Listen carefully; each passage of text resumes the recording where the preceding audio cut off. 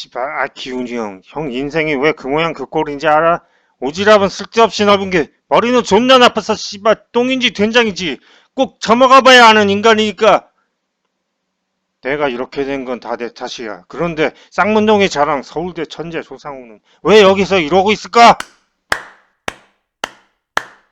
자, 오늘은 장안의 화제인 90여 개국에서 넷플릭스 1위를 하고 있다는 오징어 게임의 분석과 함께 이 두 주역 이정재 씨와 박혜수 씨의 관상과 사주를 보겠습니다. 그리고 이 영화를 제가 보고 느낀 게 뭐냐면, 제가 이 사주 채널에서 제가 의도적으로 그런 건 아닌데 이렇게 하다 보니까 어떻게 소시오패스에 관한 이야기로 얘기가 자꾸 일관되더라고요. 이 영화를 보고 나니까 그런 걸 딱 느꼈어요. 과연 이 영화는 소시오패스에 관한 이야기구나, 그런 거를 느꼈는데, 맨 최종적으로 남은 승부자가 이 두 명이잖아요. 박혜수 씨와 형과 동생인데, 이 감독이 의도했던 거는 이 정반대의 캐릭터가 경쟁하는 구도를 만들기 위한 것이었다고 봐요. 그래서 이정재 씨는 굉장히 오지랖이 좀 넓은 성격이고요. 다른 사람을 자꾸 도우려고 하고 그러는 성격인데, 박혜수 씨는 완전히 똑똑하고 진짜 자기는 잘났다고 생각하고 자기는 똑똑하다고 생각을 하고, 그렇지만 그 성공의 배경에는 자기 스스로의 힘만 있는 거죠. 있고 이제 다른 사람에 대한 어떤 그런 것들이 없는 거예요. 물론 소시오패스가 다 똑똑한 건 아니에요. 소시오패스는 오히려 이제 지능이 떨어지기도 하는데, 어쨌든 이 두 사람은 이제 성격이 정반대의 성격인데, 결국은 그렇게 시작을 해서 결국은 두 사람이 이제 만나는 걸로 이제 결론이 끝나는 거예요. 예, 그게 이 구도예요. 그러니까 쉽게 말하면 이 박혜수 씨는 소시오패스를 대표하는 인물이고요. 그 다음에 이정재 씨는 호구를 대표하는 인물인데, 제가 호구라는 말이 적합한지는 모르겠지만, 쉽게 예를 들어서 소시오패스가 있으면 그 소시오패스가 사기치고 남을 해하고 막 이런 사람들이 있잖아요. 그런데 거기에 당하는 사람들, 거기에 말려들어서 당하는 사람을 쉽게 말해서 이제 호구라고 지칭을 하겠습니다. 그런데 우리는 이제 호구라는 거를 그냥 한없이 그냥 멍청한 인간으로만 말을 하고 있지만, 사실은 이게 정상적인 사람이죠. 정상적인 사람인데 소시오패스의 반대적인 성향을 가지고 있으니까 오히려 더 우월한 사람이죠. 더 우월한 사람인데, 이런 사람들을 이제 이용을 해서 만약에 잘못 걸려 들어가게 되면 그게 호구가 되는 거고, 성공하면은 그 사람이 진짜 이제 위인이 되는 거고, 그렇습니다. 영화를 지금 분석하려면은 나무위키를 잠깐 들어가 봐야 되는데, 결론 부위만 잠깐 보겠습니다. 오일남에 관한 해석. 오징어 게임은 사실 오일남과 VIP들의 재미 충족을 위해 벌어진 게임이었다. 게임 내내 다른 참가자들을 힘들어하고 울 때 혼자 웃으며 게임을 하는 것을 보면 섬찟할 정도. 그러니까 오일남이 혼자 웃으면서 게임을 했다는 거죠. 게임의 구성도 구슬치기까지는 본인이 즐겨하던, 그리고 아들이 재밌어하던 게임이었고, 무궁화 꽃이 피었습니다. 게임을 시작하자마자 기다렸다는 듯 달려나가는 것은 실로 게임을 즐기는 모습이다. 처음에는 노망나서 그랬나 보다 했는데 그게 다 복선이었죠. 그럼에도 게임의 공정성에 관해서는 굉장히 철저했는데, 본인의 권력을 이용하여 자신을 유리하게 만든 적은 한 번도 없었고, 무궁화 꽃 게임이 끝나고 중단 투표를 할 때도 다른 참가자들이 스스로 제 발로 걸어 나올 수 있도록 중단 투표까지 눌렀다. 구슬치기 이후 죽지 않은 것도 성기훈과 깐부였기 때문이라는 설도 있다. 옛날에 깐부는 한 팀으로 인정해줘서 깐부들 둘 다 탈락해야 지는 것으로 치는 동네도 있었다고 한다. 여기서요, 영화의 핵심 부분이 요 부분인 것 같아요. 깐부. 왜냐면은 결국에는 이 성기훈이 살았던 이유가요, 말하자면은 이 성기훈이 450억을 타고 그거를 하나도 안 썼잖아요. 그냥 10,000원씩 빌려가면서 그냥 거지처럼 살았는데, 그게 왜 그랬냐면은 자기는 정당한 방법으로 이기질 않았다는 거지. 그런 생각도 있었을 것 같아요. 나는 정당한 방법이 이기지 않았고 그 노인에 대한 그 죄책감이 있었기 때문에 그거를 쓸 수도 있다는 생각이 듭니다.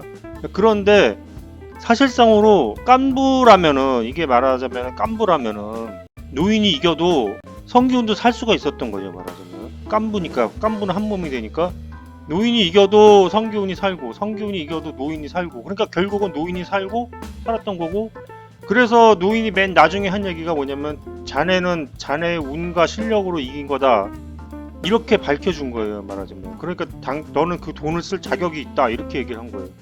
그런데 성기훈은 자기가 부정한 방법으로 이겼다 생각했기 때문에 돈을 안 쓰고 있었던 거죠. 오일남이 승부의 화신이라는 해석이 있다. 그가 돈을 굴리던 사람이라는 점에서 매번 투자에 성공하여 부를 축적했다고 추측할 수 있으며 홀짝 게임에서 성기훈에게 단 한 번도 진 적이 없었다. 노인이라는 이유로 아무도 자신을 선택해주지 않는다면 구설치기 게임에서 깍두기로 부선승을 했을 것이고 유리바닥 게임도 맨 마지막 번호로 선택해서 자신이 가장 유리한 사람으로 게임을 시작했을 것이다. 왜 그런데 그 성기훈이 과연 이 게임에 이길 수가 있었을까요? 이 오징어 게임은 피도 눈물도 없는 그런 게임이기 때문에 당연히 그 소시오패스인 그 상우가 이길 수밖에 없는 그런 게임인데 머리 좋고 잔머리 굴리고 남 사정 안 봐주고 자기가 일단 살고 보고 이런 그 캐릭터가 소시오패스적인 캐릭터가 이겨야 되는데 왜 남 뒤치다거리하고 오지랖 넓고 이런 성기훈이 왜 이겼을까요? 이길 수가 없는 불리한 게임이잖아요. 이건 너 죽고 나 살자 하는 게임인데 결국은 성기훈이 졌어야 되는데 그럼에도 불구하고 성기훈이 이겼던 거는 깐부 때문에 이긴 거거든요. 결국은요. 그러니까 거기서 그 결정적으로 두 명이서 딱 매치가 되면은 너를 죽여야지 내가 사는 결정적인 게임이잖아요. 그래서 부부도 결국은 한 명이 죽을 수밖에 없는 그런 거였잖아요. 그런데 거기서 그 게임에서 살아남은 게 성기훈인데 결국은 그 깐부라는 그러니까 이런 거는 쉽게 말해서 깐부라는 거는 그 극 중에서 그 깍두기라는 요소 때문에 그 여자 배우 한 명이 또 살았었잖아요. 그런 거 같은 어떤 게임적인 요소죠. 그러니까 깐부도 어떤 게임적인 특정 요소에 포함이 된 거예요. 보너스와 같은 거죠. 말하자면 보너스와 같은 그런 게임 중에 갑자기 들어오는 어떤 복이죠. 쉽게 말하면 혜택 그런 거죠. 그런 건데 그런 혜택을 누가 얻을 수 있냐면은 그런 혜택이라는 거 우리 이 머리 굴린 사람한테는 그 혜택이 돌아가지가 않았고 그렇잖아요. 내가 그 성기훈이 그 노인이고 없고 가난하고 보잘것없는 그 사람에 대해서 베풀려는 그 마음을 가졌기 때문에 그런 혜택이 돌아온 거죠. 그러니까 이 영화는 굉장히 그 피도 눈물도 없는 것 같지만 결론적으로는 어떤 장치를 많이 마련하는 게 뭐냐면 결국은 권선징악적인 그 장치를 굉장히 많이 중간중간에 깔아놨다고 봐야 되는 거예요. 하지만 그럼에도 오일남이 직접 참가를 했었던 것은 마지막 회에 나오는 것처럼 자신은 이제 재미를 느낄 수 없는 몸이 되었기 때문이다. 보는 것만으로는 충족이 안 되었고 게다가 자신의 목숨은 뇌 종양으로 인해 얼마 남지 않았다. 리스크를 각오하더라도 충분히 참가할 가치가 있었던 셈. 그래서 자신을 계속 이끌어주며 게임을 즐기게 해주었던 성기훈에 대해서 진심으로 고마움을 느끼고 구슬치기 게임에서 구슬을 건네주며 자신은 리타이어 한다. 리타이어는 이게 퇴장이란 말입니다. 리타이어 한 이유가 성기훈에 대한 순전한 고마움 때문인지 아니면 스스로 게임에서 퇴장할 때가 되었다고 판단해서인지는 알 수 없다. 두 가지 명분이 복합적으로 작용했다고도 해석된다. 그러니까 이거는 그냥 성기훈을 살려준 건데 깐부라는 그러니까 그 깐부라는 명목이 있었던 거죠. 그런 게 없었다면은 성기훈도 그냥 죽었었을 건데 깐부기 때문에 노인이 그냥 퇴장을 하면서 살려준 겁니다. 결국엔 우승을 한 성기훈이 상금을 쓰지 않고 페인으로 지내자 그의 생각을 바꾸기 위해 사람은 믿을 것이 안 된다. 그러니까 여기서 나오죠. 성기훈이 왜 상금을 쓰지 않고 페인으로 지냈을까요? 여기서 그 어떤 죄책감 같은 걸 느꼈겠죠. 그 노인에 대한 그 정당한 방법으로 이기지 않았다는 그런 생각도 있을 것이고, 또 한편으로는 그런 생각도 들어요. 저는 이제 그 노인이 그렇게 얘기를 했잖아요. 왜 그런 짓을 했느냐고 하니까, 세상은 돈이 없는 사람과 돈이 많은 사람은 공통점이 있는데 세상이 재미없다. 예? 뭘 해도 재미가 없다. 이런 말이 있잖아요. 그렇게 얘기를 했잖아요, 노인이. 그러니까 성견도 말하자면은 너무 돈을 갑자기 확 터니까 그 돈에 대해서 어떤 그걸 쓰고 싶지 않았던 것일 수도 있어요. 그렇게도 영화적인 맥락을 보면은 그렇게 풀이할 수도 있다고 생각이 돼요. 결국엔 우승을 한 성기훈이 상금을 쓰지 않고 페인으로 지내자 그의 생각을 바꾸기 위해 사람은 믿을 것이 안 된다. 그러니 죽은 참가자들도 마찬가지이므로 죄책감 가지지 말라는 교훈을 주려고 마지막 게임까지 신청하지만 결국 패배하고 만다. 하지만 자신의 패배를 알기 전에 사망했으니 최후의 승자라고도 해석될 수 있다. 5일남의 의도였는지는 알 수 없지만 이를 계기로 성기훈은 성탄절을 알리는 종소리와 함께 다시 태어나고 완전히 다른 사람으로 변모하게 된다. 뭔 소린지는 잘 모르겠는데 하여튼 이 죄책감이라는 것이 노인으로 인한 거겠죠. 다른 사람에 대한 죄책감이라고는 좀 볼 수가 없을 것 같아요. 다른 사람들은 이제 정당하게 이겼으니까 그러려니 할 수도 있겠죠. 성기훈은 머리카락을 갑자기 화려한 빨간색으로 염색하는데 이는 노숙자를 구했던 그 남자의 염색을 떠올려서 했을 수도 있다는 의견이 있다. 그리고 작품 전반적으로 빨간색, 파란색으로 구분되는 상징이 계속해서 등장한다. 그게 아니라면 단순히 미용실 앞에 붙여져 있는 사진을 즉흥적으로 따라해달라고 한 걸 수도 있다. 오징어 게임에서 보았을 때 전체적으로 참가자들은 전부 초록색 트레이닝복을 입으며 게임을 진행하였다. 그리고 관리자 측은 그와 대비되는 색인 빨간색을 주로 입고 있다. 오징어 게임 1화에서 공유의 딱지가 빨간색이었던 것. 오징어 게임에서 관리자의 옷 역시 빨간색이었던 점을 감안하면 성기훈도 머리를 빨간색으로 염색함으로써 이는 성기훈 자신도 오징어 게임에 녹아든 게 아니냐는 해석도 존재한다. 일단 감독은 마지막 화에 빨간 머리 염색의 의미를 분노 분출의 의미로 설명했다. 기훈이 정상적으로 생활했던 과거로 돌아갈 수 없음을 자각하고 평소에는 전혀 하지 않았을 법한 머리 스타일을 시도하려 하지 않았겠느냐는 것. 다만 위에서 언급한 여러가지 상징적 해석의 여지가 있다는 점은 인정하였다. 그러니까 이거는 그 빨간색 파란색의 복선의 하나다. 이렇게 이제 사람들이 이제 풀이를 하고 감독은 특별히 거기에 대해서는 이제 얘기를 안 했다는 거죠. 근데 그게 좀 맞아 보이기도 하네요. 계속 빨간색 파란색 그런 대비적인 것이 있었는데 갑자기 머리를 빨간색으로 했다는 거는 뭐냐면은 그런 심정이겠죠. 이제 기훈이 그걸 오징어 게임의 그 승부를 받아들이지 않았었던 거죠. 처음에는 받아들이지 않고 그냥 노숙자로 살았는데 그 노인의 이야기를 듣고 결국은 오징어 게임이 뭐냐면은 막무가내 게임이 아니구나. 이것도 게임은 게임이구나. 나도 정당하게 이겼구나. 그러니까 나는 오징어 게임을 받아들이겠다. 이런 의미로도 풀이가 될 수가 있겠죠. 근데 이제 또 어떤 면으로도 내면적인 의미로 좀 접근해 보면 일단 또 사람이 돈이 많아지면은요 이렇게 좀 미친 짓을 하거든요.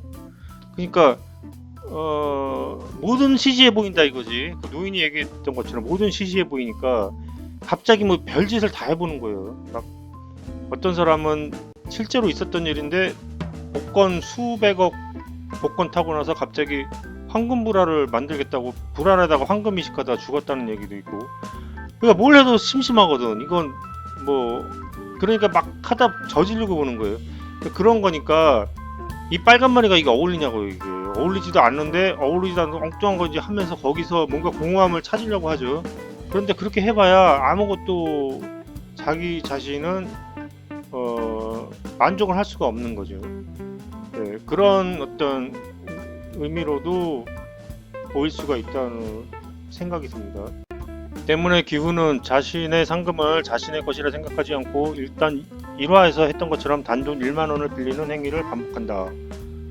빌리는 것은 다른 사람의 이해와 배려로만 가능한 것이고 이것이 기훈이 생각하는 정당한 돈을 가져가는 방식이 된다. 그러나 그게 최종부에서 기훈은 일남과 재회하게 되고 일남과 1년의 대화를 하고 일남의 죽음을 본 이후에야 심경의 변화를 일으키게 된다. 이는 기훈의 죄책감에 상당 부분을 차지하는 일남에 대한 부채감이 여기 나오네요. 그러니까 그게 말하자면 돈을 안 썼던 이유가 그 죄책감 때문이었고 그 죄책감이 그 일남으로 인한 것이었겠죠 아마. 사실은 그것조차도 주체자들의 한낱 유흥을 위한 기만에 불과했다는 점에 대하여 참을 수 없는 분노를 느꼈기 때문으로 해석할 수 있다. 그런데 그것이 죄책감을 느낄 필요가 없는 것이 단지 노인이 살아있기 때문에 죄책감을 느낄 필요가 없는 것이 아니고, 그러니까 그 깐부라는 그 장치가 있었기 때문에, 그리고 그것이 자신의 그 선의 결과였기 때문에 그 죄책감을 없앨 수가 있었던 거죠. 예, 그거를 이제 끝끝내 그 일남이 풀어주고 가게 된 거죠. 죽기 전에 그거를 그 사람이 모르면은 승자가 될 수 없는 거잖아요. 이 기운이 승자가 될 수가 이겼어도 이긴 자가 될 수가 없었던 거죠. 기운이. 그런데 그거를 알려주고 결국에는 기운이 승자라는 것을 알려주고 선이 이긴다는 것을 이 사람은 얘기를 해주고 가게 된 거죠. 네, 그런데 그리고 마지막 게임도 결국은 선이 이겼잖아요. 그러니까 노인은 그거를 보지를 못했지만 마지막 게임이잖아요. 마지막 게임의 결과가 선의 승리로 끝나게 된 것을 마지막에 설정해 둔 것이라고 생각이 됩니다.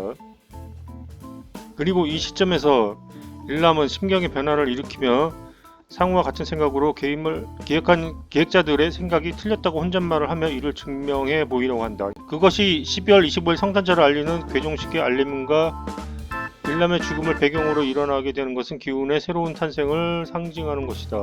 그제서야 성기훈은 상금을 출금하여 상우와 새벽의 유족을 돌보고 근데 여기서도 그 상우와 새벽의 유족을 돌보는 과정에서도 참 중요한 장면이 나오거든요. 뭐냐면은 이 상우의 엄마인데요. 그 엄마가 뭐냐면은 그 상우 때문에 집을 다 날렸잖아요. 가게를 한평생 갖고 오던 가게를 상우 때문에 다 날린 거예요. 그래가지고 포장마차 하고 있잖아요. 포장마차에서 붕어빵 팔고 있잖아요. 그런데 그런 상황에서 뭐냐면은 애를 데리고 오면은 다른 사람 같으면은 내가 지금 남의 집 애새끼 지금 키우게 생겼냐 이렇게 해야 되는 게 정상이잖아요. 근데 뭐라고 합니까 그 분이 그냥 나 먹을 때 밥숟가락 하나 더 올려놓으면 돼 이러면서 아이를 받아들인단 말이죠. 그 없는 환경에 있어서도 그렇잖아요. 그러니까 이분이야말로 완전히 호구죠. 예, 완전히 그런 삶을 살고 있었던 분이에요. 그랬는데 이제 그 거액의 또 상금의 일부를 또 받게 되는데요. 그제서야 성기훈은 상금을 출금하여 상우와 새벽의 유족을 돌보고 머리를 빨갛게 염색하며 딸에게 가기 위한 표를 예매하게 되며 오징어 게임이 다시 열릴 예정이라는 것을 확인하고 게임 주최자를 응징하기 위한 행동에 나서게 된다. 여기서 마지막 장면이 참 성장성한 내용들이 대화들이 막 오가는데 보면은 그렇게 되잖아요. 이제 잘 들어 나는 말이 아니야. 나는 사람이야. 나는 궁금해. 어떻게 사람한테 그런 짓을 할 수 있는지 당신들이 누구인지 나는 궁금해. 이렇게 그래서 나는 다시 그 게임에 참가를 할 것이다. 이렇게 하고 이제 비행기를 안 타고 돌아오게 되는데요. 이병헌이 그렇게 얘기하잖아요. 허튼 생각하지 마. 456번 허튼 생각하지 마. 지금 그 비행기를 타는 게 좋을 거야. 그렇게 얘기를 했잖아요. 그러면은 여기서 보면은 그 이병헌이 그 사람이 비행기 타는 것까지 알고 있다는 얘기 아니에요. 네? 그러면 결국 뭡니까? 이거는 그 사람들이 아직도 성기훈을 추적을 하고 있는 거예요. 말하자면 그 사람들은 성기훈을 아직도 말로 보고 있는 거지. 그러니까 게임의 일부로 보고 계속 관람을 하고 있을 예정이라는 거를 암시를 하고 있는 것 같아요. 예? 그래서 그 사람들의 그 사생활이라든지 뭐 신상 정보를 다 알고 있었잖아요. 처음에 모집할 때도요.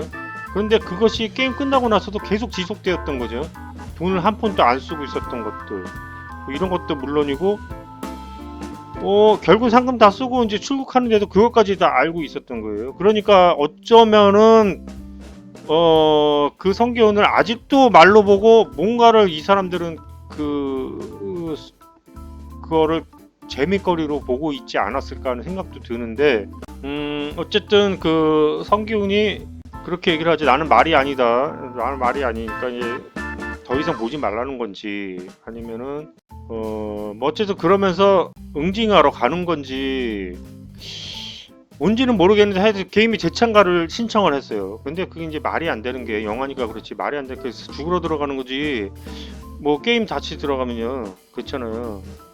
그 어떻게 이기겠어요? 그게 뭐 공정한 게임도 아니고 뭐 운이 많이 따라주는 그런 게임인데, 이 그 영화의 그 주제가 제 생각에는 그 삶의 의미가 무엇인가라는 그런 것 같아요.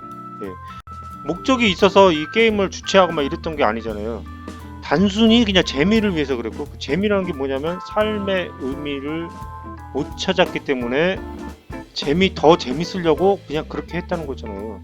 예, 그런데 이 성기훈이라는 사람도 처음부터 그런 상태였거든요. 뭐냐면 게임에 중독이 된 상태였던 거죠. 경마라든지 이런 거 게임에 중독이 됐었는데, 결국에는 그 게임에 다시 뛰어들게 되는 거고요. 그리고 나서 게임에 승리를 했는데도 다시 게임에 들어간다는 거예요. 그러니까 그게 뭐 응징을 하러 들어가는 것도 아니고, 제가 볼 때는 아무런 의미가 없는 거죠. 그러니까 내가 수백억을 가지고 있다는 것이 아무런 의미가 없는 거지, 이 사람한테 있어서는. 그러니까 결국은 다시 게임에 뛰어들게 된다는 그런 것이고, 그것이 그 노인의 생각, 노인이 오일남이 가졌던 생각과도 일치하게 되는 거죠. 말하자면 돈이 아무리 많아도 그냥 재미가 없고, 그러다 보니까 그 게임을 하게 된 거고, 이정재도 결국은 돈을 그렇게 상금을 거대하게 받았지만 한 푼도 안 썼던 것일 수도 있고요. 그래서 아무런 의미가 없으니까 그렇게 하고, 그래서 결국은 게임에 뛰어들게 되는 것이 저는 이 결론이라고 생각이 듭니다. 네, 여기까지 하고요. 관상과 사주를 보도록 하겠습니다. 우선은 박혜수 씨의 관상을 보면은요, 너무 잘생기지 않았나요? 그냥 뭐 생긴 게 잘생겼다는 뜻도 되지만, 관상학적으로도 참 뭐 나무랄 데가 없이 생겼어요. 이거는 일단은 이 삼정이 잘 맞고요. 그 다음에 눈썹도 연예인 눈썹이죠. 이렇게 눈썹이 발금해 보이지는 않는데 어쨌든 길어요. 네. 길어서 좋고, 그 다음에 일단 쌍꺼풀이 또 앉아서 좋고, 동양적인 눈매이면서도 또 이 전태궁이 조금 이제 넓어 보이고, 그 다음에 이 코가 그렇게 좋아요. 또 제백궁이죠. 제백궁이 도톰하면서 이 코가 아주 잘생겼어요. 거기다 뭐 턱도 괜찮고 뭐 귀도 괜찮고 뭐 안 좋은 데가 없어요. 이분은 보면은 관상이 너무 좋아. 근데 지금 이정재 씨 관상을 보면 사실상으로 그렇게 좋은 점수는 못 줄 것 같거든요. 일단 삼정은 좀 잘 맞는 것 같아요. 잘 맞는 것 같은데, 뭐 관상학적으로 눈썹이 뭐 그렇게 좋은 것도 아니고 뭐 나쁜 건 아니지만, 코도 일단은 뭐 그렇게 좋은 코도 아니고, 뭐 턱도 약간 좀 턱이 좀 빨라 보이고요. 턱이. 그 다음에 귀도 뭐 좀 이렇게 좀 상향을 해 보이고 그렇거든요. 그래서 그닥 뭐 좋아 보이는 관상은 아닌데 뭐 대박 났잖아요. 일단은요. 그러니까 이 관상이라는 거는 관상만 가지고는 뭐 말을 할 수가 없어요. 일단은요. 그래서 사진보다 관상, 관상보다 심상 이렇게 말잖아요. 그러니까 뭐 심상이 좋겠죠 아마. 뭐 심상이 뭐 이정재 씨가 뭐 어떤 스캔들에 휩싸인 적은 없었던 것 같고요. 일단 그게 심상이 발라야지 그렇게 될 수가 있는 거고, 그렇게 기다리다 보면은 또 대박이 터질 수가 있지 않나 하는 생각이 듭니다. 그러니까 일단 관상이 안 좋더라도 심상이 좋으면은 그 안 좋은 관상을 다 이제 먹고 들어가겠죠. 예, 그런 게 있는데, 이제 보면은 이 소시오패스냐 아니냐에 관한 지금 얘기를 제가 했었잖아요.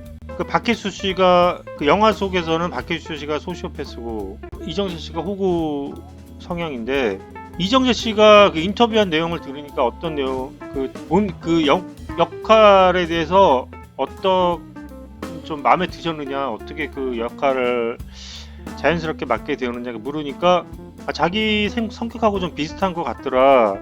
그래서 그냥 자연스럽게 녹아들었다. 나도 좀 남을 그러니까 좀 불공정한 거 보면은 나는 못 참고 막 이런 성격이다, 이렇게 얘기를 했거든요. 근데 그게 대표적인 그 호구 성향이에요. 그러니까 반소시오패스적인 성향의 사람들이 그거예요.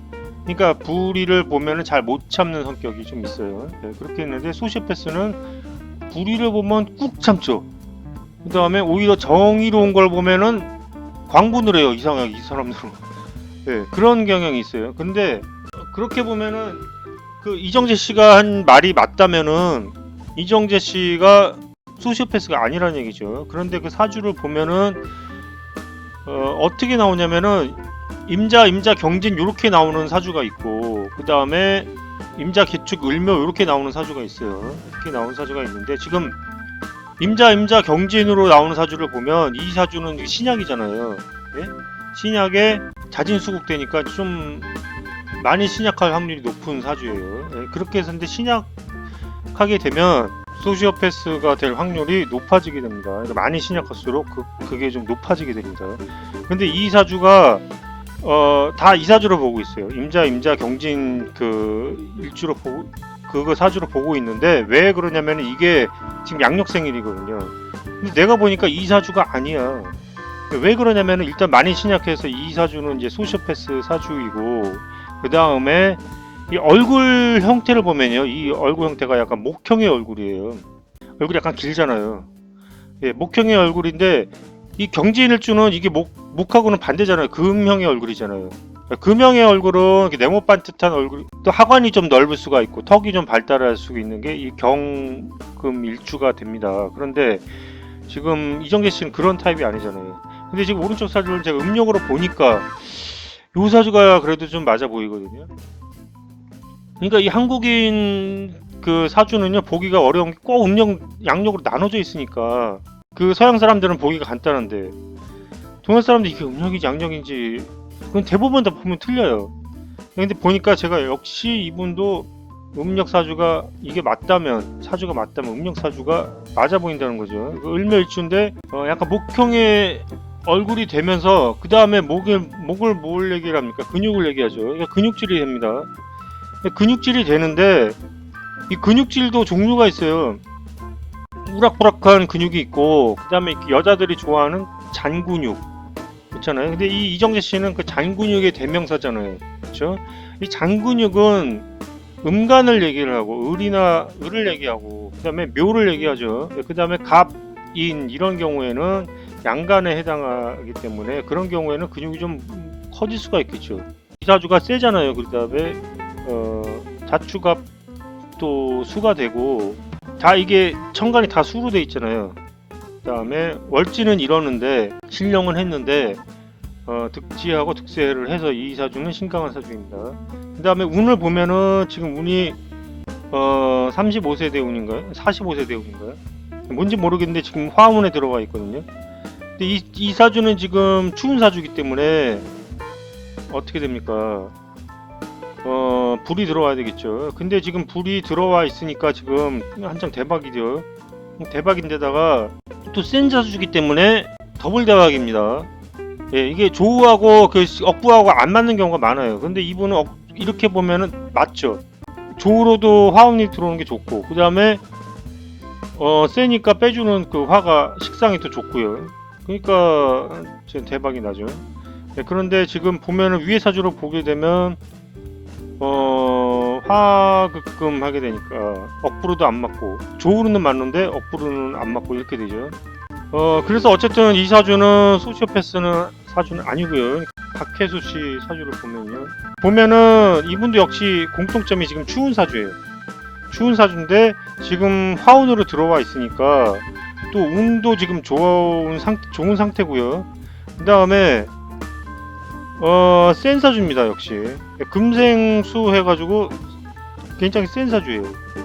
센 사주인데 그러니까 결국 이분도 그 소시오패스 사주는 아닙니다. 극 중에서 역할은 이제 그렇게 맡았지만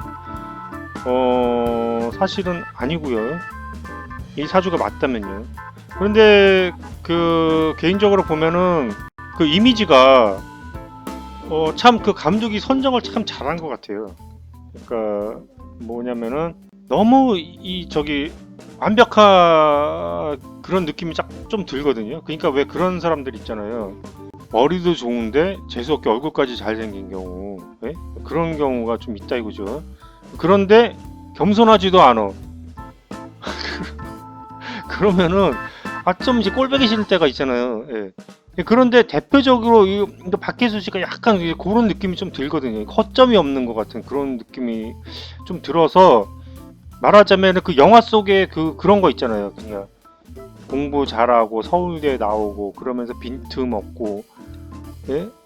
그런 캐릭터를 딱 필요로 했던 것 같은데 그 이미지하고 박혜수 씨가 엄청나게 이게 딱 맞아 들어가는 것 같은 생각이 딱 들고요. 그 다음에 뭐 두 사람의 그 매치되는 그 과정에 있어서 서로 간에 어떤 비슷한 외모적인 조건이 있어야 되기 때문에 키라든지 뭐 체형이라든지 이런 거를 다 맞게 구성을 잘했다고 보여집니다. 여기까지 하겠습니다. 감사합니다.